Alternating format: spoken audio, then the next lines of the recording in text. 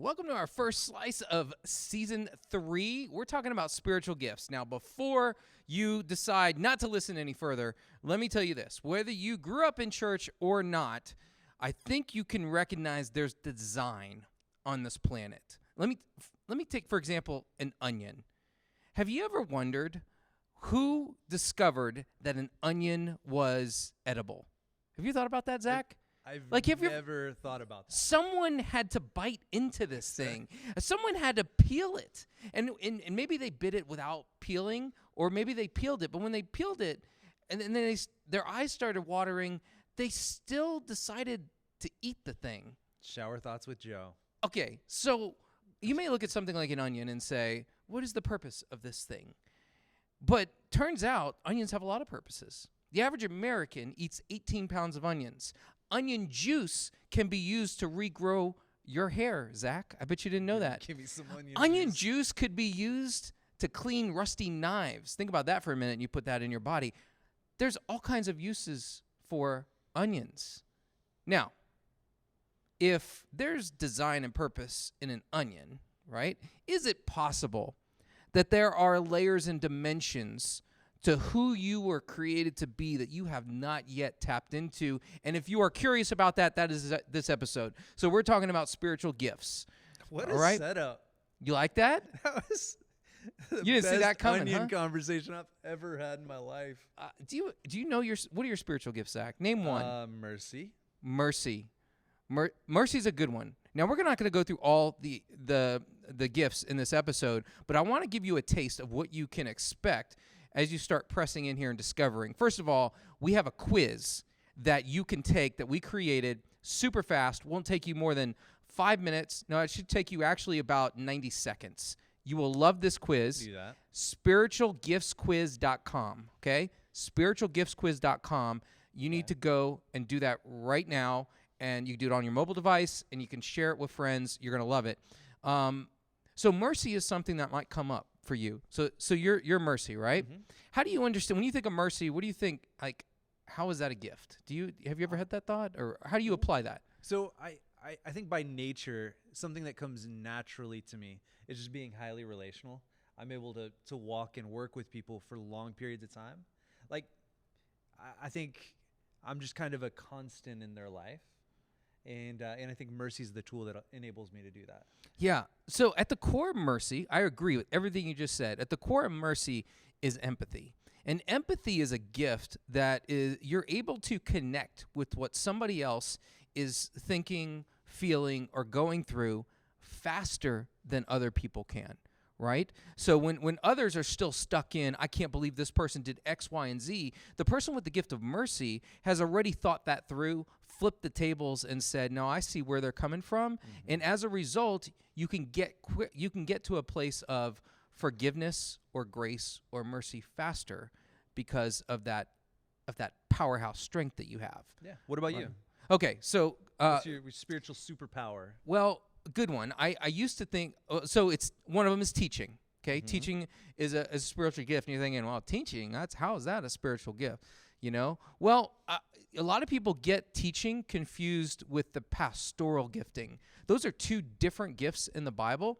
But you know, if you grew up with any church background, you think of your pastor as a teacher, right? But the reality is, most pastors do have a teaching gift, but not a pastoral gift. Because the teaching gift is the gift to be able to quickly break down complex subjects and be able to deliver them to others, communicate them in a way that other people understand and get, right? Whereas the pastoral gifting is more of that, like almost you described, which I think is one of your key giftings too. Mm-hmm. It's hey, I'm willing to get in the trenches and do life with you. I'm here. I'm going to invest, almost like a shepherd. Yeah. This is my flock. I'm going to give my all to this group of people, and I'm with you. I'm in this. Yeah, I'm going with you to a destination. Yeah, it's the process of leading. Right. Yeah, I like teaching, but I feel like mercy in my natural design plays towards the pastor role. Yeah. Yeah, and so I think if you go to think back to any church experience you've had, you know, I think people want pastors, the person up there speaking on Sunday, to be a great teacher and a great pastor. But you have to recognize that sometimes those two gifts are not present in the same person. He may speak well, but not do great caring for others. Or he may not speak well, but be brilliant at really loving and caring for his community. So just keep that in mind. Yeah, I think with these spiritual gifts, you see them show up in all sorts of ways, like even just in the business world or even in like your life experience. Like I think of a teacher that has a teaching gift and it shows up, right? Like they're a brilliant communicator, able to break down ideas. I think of some teachers that have a pastoral gift and were able to walk alongside me as a student and really encourage, mentor, and raise me up. I think of some teachers that had neither. And they might not have claimed those as spiritual gifts, but the fact is, like we all have unique design, these gifts were always there, even before we named them. Yeah. So you might be listening to this and not even recognize the gifts that are already working inside of you.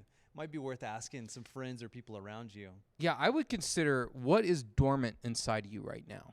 Some of these things may be there. And so I'll throw one more out there, and then I'm going to invite you to go. You're just going to go take the quiz, okay? And that is, some of you might have the prophetic gifting. What is that, right? Yeah. I used to think that was being able to predict the future, right? Yeah, is that what you thought? Yeah, like that Miss Cleo calling. Yeah. That's actually, there is a gift of discernment, but that's a little bit different. But the prophetic gifting is really, it deals with words. You think of a lot of the prophets in the Bible, how they had a message that was given to them that was almost like burning on their heart to get out, and so they were vocal communicators. They quickly reacted to injustice. They saw something not right, and they quickly called out or stood up in front of it. And so the prophetic gifting is a bold one, but it's really a passion to speak out against injustice in a lot of different forms. And it can be wielded in a very humble yet powerful way. Yeah, I think about, the people that can speak God's truth, the truth, to, people or to situations. And I think of that prophetic calling. I'm thinking about how like the prophetic and even how the gift of discernment, being able to enter into a situation and read it in a way that seems kind of out of this world, like just intuition. And I'm thinking of those as like superpowers, really, that would set you apart in both life and business. We did a thing called Superhero Support Group for a little while. And it's the idea that we all have these gifts. You don't want to sleep on them. So how do we call out these gifts in one another and really start living who we're designed to live? I think there are some people out there, I think like Gary Vaynerchuk, who are operating in these gifts right now and don't even recognize it. Man, what would it look like if they were really able to connect these gifts to purpose or truth and step into the fullness of how they were designed to be used? I think like Elon Musk too. Like these guys are doing crazy things, but what if they were able to connect to the fullest of what God wanted them to do? That's good, man. All right, listen, we're only scratching the surface on this idea of spiritual gifts.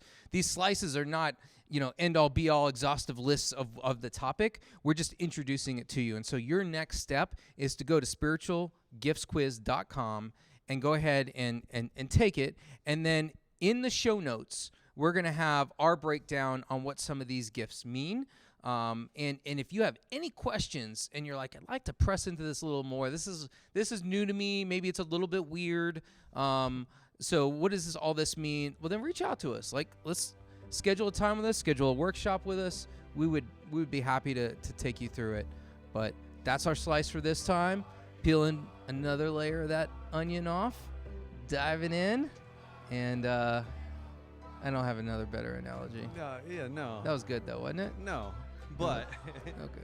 yeah, I'm just thinking maybe it's a good weird. And maybe onions don't make good baseballs. So let an onion be an onion, right? Maybe. What else can you use an onion for? Actually, I heard you can get rid of they take the sting out of bites, insect bites. Really? Yeah, fun fact. Look at that. Pro tip. We got more coming from you. Keep listening to season 3. It's going to get better and better, we promise.